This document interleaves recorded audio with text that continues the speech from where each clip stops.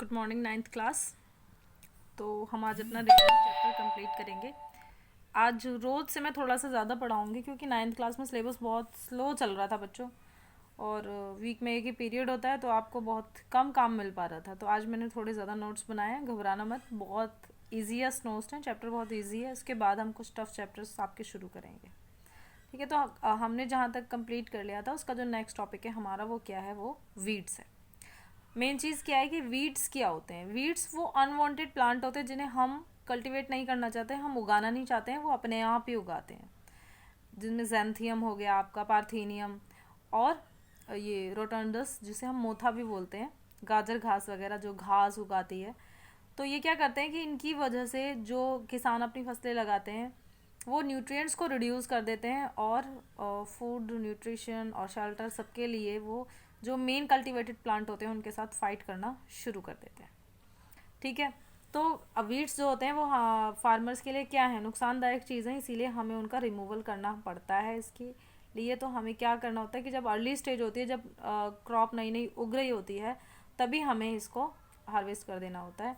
ठीक है, और इसको निकालना पड़ता है। तो हम कैसे इन वीड्स को कंट्रोल कर सकते हैं, इन अनवांटेड प्लांटेड को हम अपने फील्ड से कैसे निकाल सकते हैं, उसके लिए मैकेनिकल रिमूवर्स जो होते हैं, बहुत सारी मशीन्स ऐसी हैं जो अब इन वीड्स को कंट्रोल कर लेती हैं, इनको निकाल देती हैं। उसके लिए हम क्या करते हैं कि प्रॉपर सीड बेड बनाते हैं, हम प्रिपेयर्ड करते हैं कि जब कोई फसल हम लगा रहे हैं तो उस फसल को लगाने से पहले हम उसके अंदर कोई भी ट्रिलर चला के, कोई ऐसी चीज़ चला करके उसके अंदर से सारी जो वेस्ट वीड्स की जो घास हैं, जो सीड्स हैं, वो सब पहले ही हम उसमें से निकाल दें।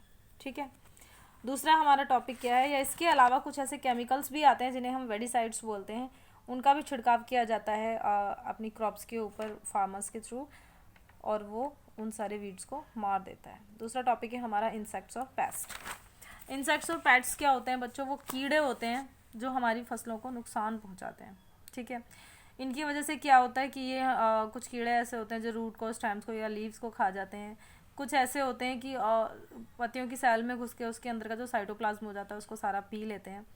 कुछ ऐसे भी होते हैं जो बोर कर देते हैं, यानी कि छेद कर देते हैं इनके अंदर, और उसकी वजह से क्या होता है कि जो हमारी यील्ड है, जो पैदावार है, और क्रॉप की जो हेल्थ है उसको बहुत ज़्यादा नुकसान पहुंचता है। तो अब हम इसको कैसे प्रिवेंट कर सकते हैं, देखो हम इसको ऐसे प्रिवेंट कर सकते हैं कि हम डिजीज़ रेजिस्टेंट वेराइटीज़ यूज़ करें। आजकल साइंस ने बहुत तरक्की कर ली है और उन्होंने बहुत सारी ऐसी वैरायटी ऑफ प्लांट बना दी है जिन्हें कोई बीमारी नहीं होती। तो हम ऐसी डिजीज़ रेजिस्टेंट वैरायटी को चूज़ करें और उन्हें ही लगाएं। ठीक है, दो या दो से ज़्यादा हम फसलें एक साथ उगाएं कि अगर बाई चांस एक ख़राब हो जाए तो दूसरी काम आए। समर प्लगिंग हम करें, किस मेथड में हम क्या करते हैं कि बहुत जब गर्मियाँ आती हैं तो बहुत गहराई से हम पूरे खेत की जो होती है उसको प्लग कर देते हैं, जिसकी वजह से ये पेस्ट वगैरह जो होते हैं और वीड्स वगैरह वो सब क्या हो जाते हैं, डिस्ट्रॉयड हो जाते हैं। अब यहाँ तक तो हमारा चला था हार्वेस्टिंग या क्रॉप्स वगैरह से। अब हमारा चलेगा जो फार्मर्स करते हैं, दूसरा हमारा आता है एनिमल हस्बेंड्री। एनिमल हस्बेंड्री में क्या है कि साइंटिफिक मैनेजमेंट से हम कैसे लाइव स्टॉक्स को रेयर करें कि वो हमें बहुत ज़्यादा दूध, या जिस काम के लिए भी हम यूज़ कर रहे हैं, पाल रहे हैं, उनको रेयर कर रहे हैं, उसको हम कैसे करें कि वो हमें बहुत ज़्यादा बेनिफिट्स दे सकें। ठीक है, उसके लिए बहुत सारी चीज़ें होती हैं। इसमें देखो, हम कैटल्स जो हमारे गाय भैंस वगैरह हो गई, उन बकरियाँ हो गई, भेड़ हो गई, पोल्ट्री यानी कि मुर्गी वगैरह हो गई, और फिश फार्म वगैरह जो होते हैं वो सब इसी के अंदर आते हैं। अब इनमें सबसे पहले हम किन को लेकर के चलेंगे, मिल्च एनिमल्स को लेकर चलेंगे। तो मिल्च एनिमल्स वो एनिमल्स होते हैं जो क्या देते हैं, वो फीमेल्स जो हमें दूध देती हैं। ठीक है, जो डेयरी एनिमल्स हैं। उसके अलावा इन्हीं के जो मेल फॉर्म है उसे हम यूज़ करते हैं एज ए लेबर, यानी कि कार्ट वगैरह के लिए, तो उनको हम क्या बोलते हैं, ड्रॉट एनिमल। तो ये एक तो सबसे पहले जो लर्न करने वाली चीज़ है कि मिल्च एनिमल्स वो हैं जो हमें दूध देते हैं, और ड्रॉट एनिमल जैसे बैल वगैरह हो गए, आपकी भैंसे हो गए, वो क्या होते हैं, वो ड्रॉट एनिमल होते हैं जो सिर्फ लेबर के काम आते हैं, यानी कि खेतों में काम करने के काम आते हैं। कैटल फार्मिंग कितने टाइप के होते हैं भाई, इन कामों के लिए हम कैटल फार्मिंग करते हैं, या तो दूध के लिए, या खेतों की जुताई वगैरह के लिए, या जो बुल कार्ट्स होती हैं, बैलगाड़ियाँ वगैरह होती हैं, उनको एज ए ट्रांसपोर्ट यूज़ करने के लिए भी हम कैटल फार्मिंग करते हैं। कितने टाइप के कैटल्स होते हैं, देखो, काओ है और बफेलो है। बुसांडियस हम बोलते हैं काओ को साइंटिफिक नेचर में, और बफेलो को हम बोलते हैं बेस बबलीज। ठीक है, बुसांडियस काओ और बेस बबलीज बोला जाता है बफेलोज को। अब आ जाते हैं हम लैक्टेशन पीरियड पे। लैक्टेशन पीरियड क्या होता है बच्चों, कोई भी फीमेल कैटल जितने टाइम के लिए दूध देती है आफ्टर बर्थ काफ, अपने बछड़े को जन्म देने के बाद जितने टाइम तक वो दूध देती है, उस पूरे टाइम पीरियड को हम लैक्टेशन पीरियड कहते हैं। लैक्टेशन पीरियड हद से हद सिर्फ एक साल का होता है, उससे ज़्यादा का नहीं होता। कैसे हम इस लैक्टेशन पीरियड को इंक्रीज़ कर सकते हैं? तो लैक्टेशन पीरियड को इंक्रीज़ करने के लिए हम लोग क्रॉस ब्रीड कराते हैं। हाइब्रिड बहुत सारी हम वैरायटीज़ बना रहे हैं आजकल एनिमल्स की, डिफरेंट स्पीसीज़ के बीच में हम क्रॉस कराते हैं। सेम जिनरा होना चाहिए, उससे जो एनिमल्स रिप्रोड्यूस होते हैं वो उनका लैक्टेशन पीरियड ज़्यादा होता है, और ऐसे ऑफस्प्रिंग्स को हम हाइब्रिड्स ऑफस्प्रिंग्स भी कहते हैं। अब ये कैटल्स हमें तभी बहुत अच्छा रिजल्ट दे सकती हैं अगर हम इनकी बहुत अच्छे से केयर करें। कैसे हम इन्हें केयर करनी है? इनके लिए शेल्टर हम बहुत अच्छे रखें, मतलब जहाँ भी हम रख रहे हैं इनको वहाँ पर रेन से, हीट से, कोल्ड से वो बचा सकें। गुड वेंटिलेटेड होना चाहिए। रेगुलर ब्रशिंग करें हम इनकी स्किन की, क्योंकि इनकी स्किन गंदी होती रहती है बार बार, ठीक है। उसके बाद हम क्या करेंगे, स्लॉपिंग फ्लोर रखना है ताकि उसके ऊपर पानी वगैरह ना टिके और वो थोड़ा ज़्यादा टाइम तक साफ रहे, ठीक है। फूड हमें कैसा देना है इनको? बहुत अच्छा फूड हमें इनको प्रोवाइड कराना है जिसमें माइक्रो न्यूट्रिएंट भी होते हों, जिसकी वजह से मिल्क प्रोडक्शन जो होता है वो ज़्यादा होता है। और हमें ज़्यादा से ज़्यादा इनको कॉन्सेंट्रेट प्रोटीन डाइट खिलाएं, जैसे खल वगैरह खिलाया जाता है। वो क्यों खिलाया जाता है? प्रोटीन डाइट के लिए। हमें हमेशा कैसे फाइबर्स इनको खिलाते रहने चाहिए, जो वैसे तो फाइबर्स ही ज़्यादा खाते हैं, जैसे घास वगैरह होता है, उससे उनका पेट एकदम साफ रहता है। उसके बाद आ जाती हैं कि इतना कुछ होने के बावजूद भी बहुत सारी डिजीज़ जो होती हैं इन कैटल्स को परेशान करती हैं। कैसे कौन कौन सी डिजीज़ होती हैं जिसकी वजह से ये डेथ भी हो सकती है इनकी, और इनका मिल्क प्रोडक्शन भी घट सकता है। देखो, एक तो पैरासाइट्स होते हैं। पैरासाइट बच्चों आपने पढ़ाई है छोटी क्लास में, वो सारे ऑर्गेनिज्म होते हैं या तो बॉडी के अंदर रहेंगे या बॉडी के ऊपर रहेंगे, ठीक है, और अपनी होस्ट के अंदर से वो अपना खाना जो होता है उसे निकालते रहते हैं। दो टाइप के, अब हम एक्सटर्नल पैरासाइट की बात करें तो देखो, स्किन के ऊपर जो कैटल के ऊपर रहते हैं वो बहुत सारी स्किन डिजीज़ उन्हें कर देते हैं। इंटरनल पैरासाइट वो वर्म है, वो कीड़े हैं जो उनके स्टोमक या इंटेस्टाइन के अंदर रहेंगे। फ्लूक है, उनका खून चूसेंगे और उन्हें लीवर प्रॉब्लम्स भी दे सकते हैं। तो इन सब से भी हमें क्या करना है? इनको बचाना है।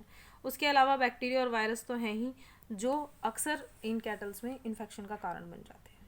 नेक्स्ट टॉपिक है हमारा पोल्ट्री फार्मिंग। पोल्ट्री फार्मिंग क्या होता है? मुर्गी पालन जिसे हम कहते हैं, वो हो गया हमारा पोल्ट्री फार्मिंग। क्यों हम पोल्ट्री फार्मिंग करते हैं? कि या तो हमें मीट चाहिए मुर्गों से, या हमें उनके अंडे चाहिए, इसीलिए हम क्या करते हैं? हम पोल्ट्री फार्मिंग करते हैं, ठीक है। दोनों से हमें क्या मिलता है? हाई डाइट प्रोटीन मिलता है। अब ये दो टाइप के होते हैं, एक होते हैं ब्रॉयलर्स, एक होते हैं लेयर्स। देखो बच्चों, ब्रॉयलर्स कौन से होंगे? ब्रॉयलर्स वो होंगे जो साइज़ में छोटे लेकिन होते मोटे हैं। वैसे तो ड्रॉफ होते हैं, वो बौने होते हैं, लेकिन इतने मोटे होते हैं कि उनसे अच्छा मीट हमें मिल जाता है, ठीक है। They can be use after 6 to 8 weeks. जैसे ये पैदा होते हैं 6 से 8 हफ्ते बाद ही आप इनको खा सकते हो, ठीक है। अब आ जाते हैं आपके लेयर्स। लेयर्स वो सारे मुर्गे होते हैं जिनसे हमें ज़्यादा क्या मिलते हैं? अंडे मिलते हैं। ये बहुत जल्दी सेक्सुअल मैच्योर हो जाते हैं और बहुत जल्दी ये अंडे देने शुरू कर देते हैं। और अच्छे ब्रॉयलर्स और लेयर्स बनाने के लिए भी हमें क्या कराना पड़ता है? क्रॉस ब्रीड करानी पड़ती है, ठीक है। अब हम क्यों ये क्रॉस ब्रीड कराते हैं? उससे दो फ़ायदे होते हैं हमें, कि हमें बेटर क्वालिटी ऑफ चिक्स मिल जाता है और हमें लो मेंटेनेंस देनी पड़ती है, बहुत कम उनका रख रखाव करना पड़ता है, ठीक है। ड्रॉफ जो हमारे ब्रॉयलर्स होंगे उनकी फीडिंग कॉस्ट कम आएगी। देखो, जितना छोटा होगा उतना कम खाएगा और जल्दी मोटा हो जाएगा, क्योंकि वो बौना होता है। तो उसकी जो फीड कॉस्ट होती है वो 30% दूसरों से कम होती है। और इनकी एक खासियत और होती है कि ये बहुत ज़्यादा गर्मी को ये सहन कर सकते हैं। नेक्स्ट टॉपिक है हमारा फिश प्रोडक्शन। बच्चों, फिश प्रोडक्शन क्या होता है? देखो, जिसमें मछली पालन, हम सीधे सीधे सिंपल भाषा में बात करें तो मछलियों को पालना हमारा फिश प्रोडक्शन है। अब दो टाइप के होते हैं, एक होती है फिन्ड फिश, एक होती है अनफिन्ड फिश। फिन्ड फिश कौन सी होती हैं बच्चों? जिनके अंदर हड्डियां नहीं मिलेंगी। ये पूरी तरह से कार्टिलेजिनियस होती हैं। कार्टिलेजिनियस आपको पता ही है, कार्टिलेज और बोन हमने पढ़े हैं। कार्टिलेज जैसे हमारी नोज़ की जो हड्डी है, कान की हड्डी है, जो कैसी होती है? बहुत सॉफ्ट होती है, ठीक है। तो ये production and management of cartilage and bony fish such as, ऐसी जैसे पॉम्प्रेट हो गई, आपकी ट्यूना कॉड वगैरह होती हैं। तो जब हम ऐसी फिशेस को प्रोड्यूस करते हैं तो वो फिन्ड फिश होती हैं। अनफिन्ड फिश में क्या होता है कि ये इनके पास तो मतलब बोन भी है और कार्टिलेज भी है, लेकिन इनके पास क्या नहीं है? इनके पास शैल नहीं होता, कवर नहीं होता। लेकिन जो अनफिन्ड फिश होते हैं उनमें हम मोलास्क को ले लेते हैं, जैसे शंख वगैरह हो गए, घोंगे हो गए, हमारे प्रॉन्स हो गई, ये सारे जो आते हैं, जब इनको पाला जाता है तो हम कहते हैं ये अनफिन्ड फिश प्रोडक्शन है। अब फिश का जो ये पालना होता है ये दो टाइप का होता है। एक होता है आपका कैप्चर फिशिंग। देखो, कैप्चर फिशिंग क्या है बच्चों? नेचुरली आप किसी भी जगह गए और आपने वहाँ से मछलियाँ पकड़ ली। जैसे आप समुद्र पे गए, समुद्र में से, नदी में से मछलियाँ पकड़ के ले आए, ये हो गया कैप्चर फिशिंग। उन्हें आपने पाला नहीं था, वो आपको नेचुरली मिल गई। दूसरा जो टाइप होता है हमारा वो क्या है, कल्चरल फिशिंग। कल्चरल फिशिंग में क्या है कि जहाँ अब आपने डिज़ायरेबल वैरायटी की, मुझे इस वैरायटी की मछलियाँ चाहिए तो मैंने उनको पाल लिया, कंबाइंड भी पाल लेते हैं हम उनको, ठीक है, उनको हम एक्वा कल्चर कहते हैं। और ये एक्वा कल्चर आप ओशंस में, रिवर्स में, लेक्स में और पोन्ड्स में भी कर सकते हैं, ठीक है। लेकिन जब हम समुद्रों में से पकड़ के लाते हैं मछलियों को तो हम क्या कहते हैं, उसे हम मैरीकल्चर बोलते हैं। एक होता है हमारा मैराइन फिशिंग। मैराइन फिशिंग में भी क्या है, मैराइन फिशिंग में वो सारे प्रोडक्शन आ जाते हैं कि जब हमने तालाब से, रिवर से या और रिजर्वियर से कहीं से मछलियाँ पकड़ी तो हम उसे कहते हैं मैराइन फिश। कल्चर फिशिंग में हम अपनी पसंद की मछलियाँ पकड़ के लाएंगे, ठीक है बच्चों। अब आ जाता है पॉपुलर मैराइन फिशेस में कौन कौन सी हैं। ये मैंने बहुत सारे नाम लिखे हैं, इनको आप थोड़े 8-10 नाम इनमें से ज़रूर याद कर लेना। अब मैराइन फिशिंग करने के लिए हमें कैसे पता चलेगा भाई कि किस जगह पर ज़्यादा मछलियाँ मिलेंगी, तो उसके लिए हम सैटेलाइट्स यूज़ कर लेते हैं, ठीक है। ऊपर से हम देख ले सैटेलाइट से, या हम साउंड इकोज यूज़ करते हैं। जहाँ इको आपको पता ही ना, पानी के अंदर जब हम साउंड वेव्स प्रोड्यूस करते हैं तो वो टकरा करके जहाँ से वापस आएंगी, इसका मतलब वहाँ कोई सॉलिड चीज़ है तो वहाँ मछलियाँ ही होंगी समुद्र में, और क्या हो सकता है। तो हम इस तरीके से उस एरिया का पता लगाते हैं कि ज़्यादा मछलियाँ हमें कहाँ मिल सकती हैं। दूसरे आप हमारे आपकी आ जाती है कि इनलैंड फिशिंग क्या होती है बच्चों। इनलैंड फिशिंग वो होती है बच्चों जब हम फ्रेश वाटर के अंदर से जो मछलियाँ पकड़ के लाएंगे, ये खाने में ज़्यादा अच्छी होती हैं, ज़्यादा टेस्टी होती हैं, इसलिए इनकी मांग ज़्यादा है मार्केट में। तो जब हम फ्रेश वाटर के एरिया से पकड़ के लाएंगे तो उसे हम क्या बोलेंगे, इनलैंड फिशिंग बोलेंगे, ठीक है बच्चों। अब हम आ जाते हैं कंपोजिट फिश कल्चर क्या होता है बेटे। कंपोजिट का मतलब क्या है, एक साथ मिलाना, यानी कि 5-6 वैरायटी हमने एक ही पॉन्ड में पालनी है, सिलेक्टेड वैरायटी है, हमें यही